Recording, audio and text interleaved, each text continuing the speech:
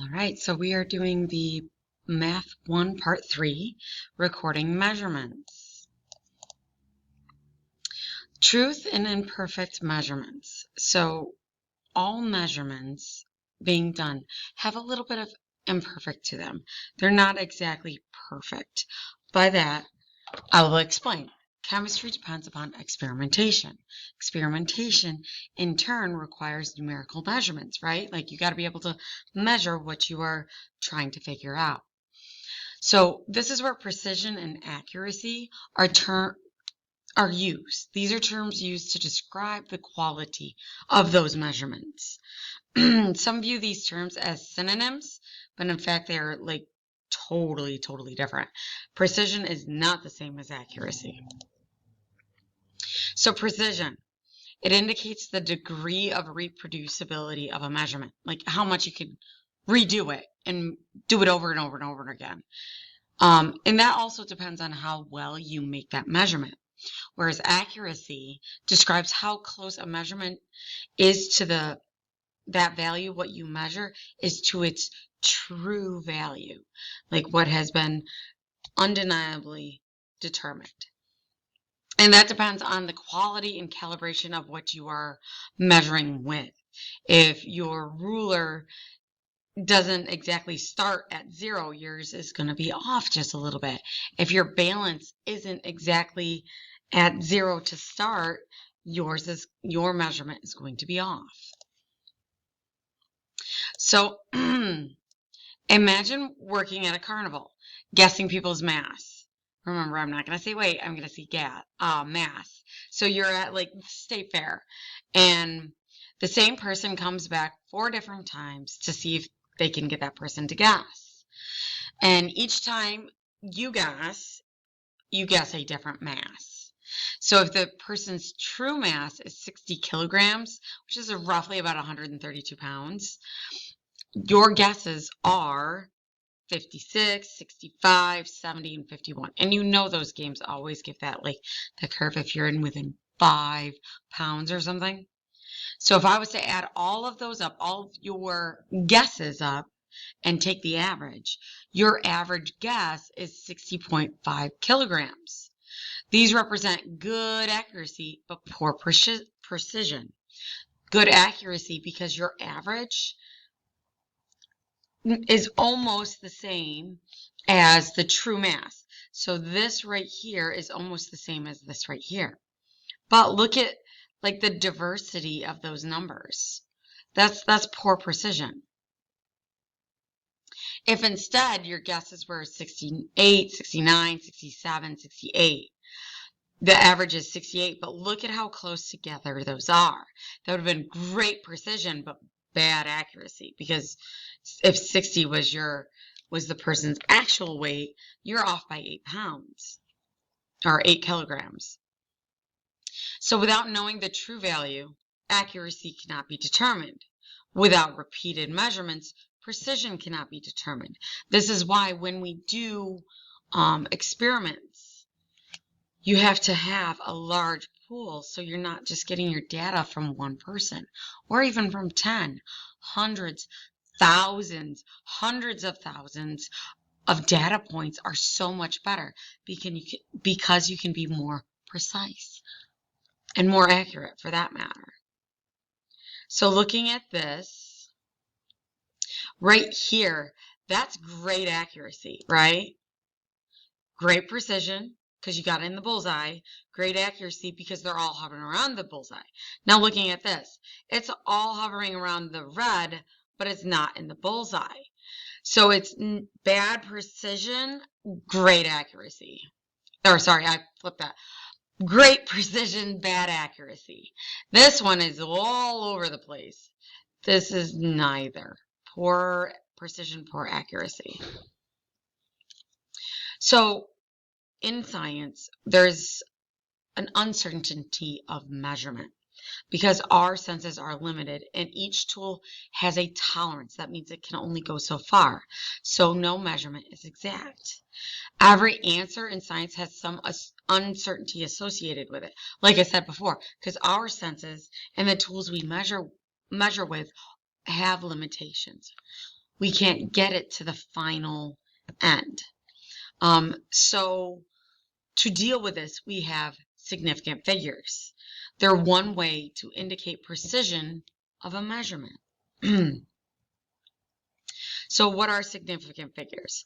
Well, this is the number of digits reported for a measurement that tells us the certainty or how certain you are of the measurement you made. We know all of the digits with certainty up until that last digit, and that last one is estimated.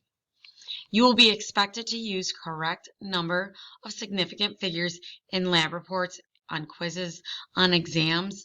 I really want you to get those sig figs down. And that's my my short term for it, sig figs.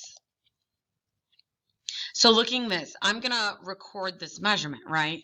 I'm looking at a tape measure or a ruler. I'm like, okay, I've got them in centimeters or inches. I'm going to say centimeters for right now. I'm like 2, 1, 2, 3, 4, 5, 6, 7, 8.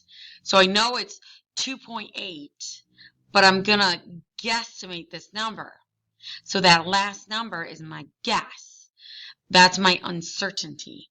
So it'd be 2.8, and I'd say like 2.82. So going on with this, the whole numbers in the images represent centimeters. I was right. The divisions are tenths of a centimeter. So right here, that's a tenth of a centimeter. The arrow will represent the end of an object being measured. 0 is always way over here. The arrow is to the right of 2, but short of 3.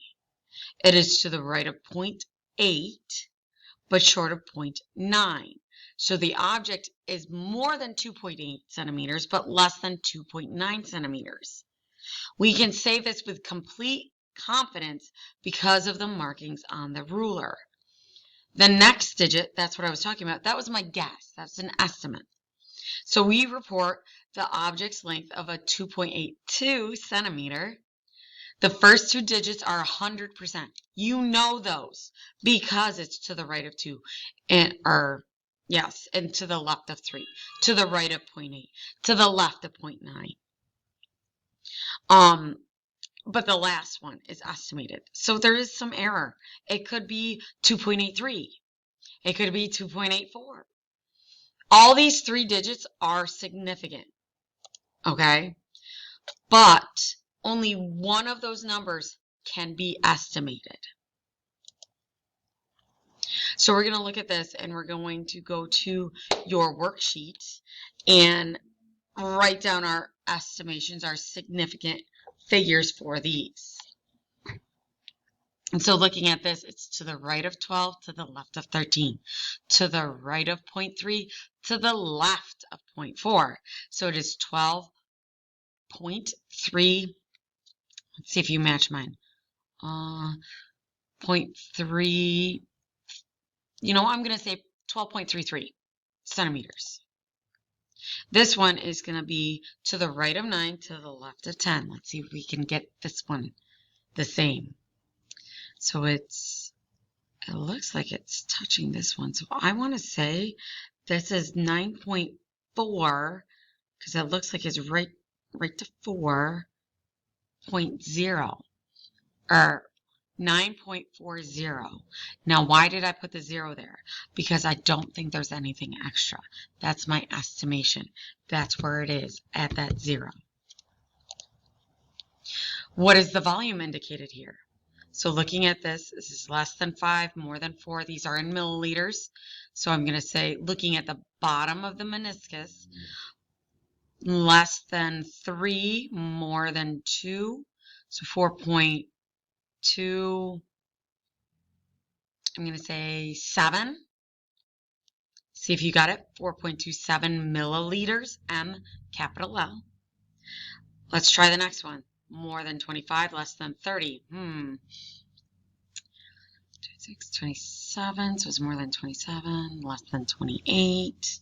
I'm going to say this is 27.5 milliliters. Did you match? All right, what about the temperature? We're going to go in Fahrenheit. I'm just going to go with Fahrenheit right now. So more than 20, less than 30. More than 8.8, or sorry, more than 8, less than 9. So 28.5 degrees.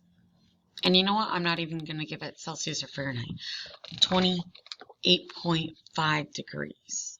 All right, let's look at this one. This one looks pretty easy, but make sure you add that extra 0. This is going to be 36.0 degree. All right, so homework. When you get into class, we will talk about how to finish this up, and we're going to look at the green pages for homework. All right, I hope you guys have a great day. If you have any questions, let me know.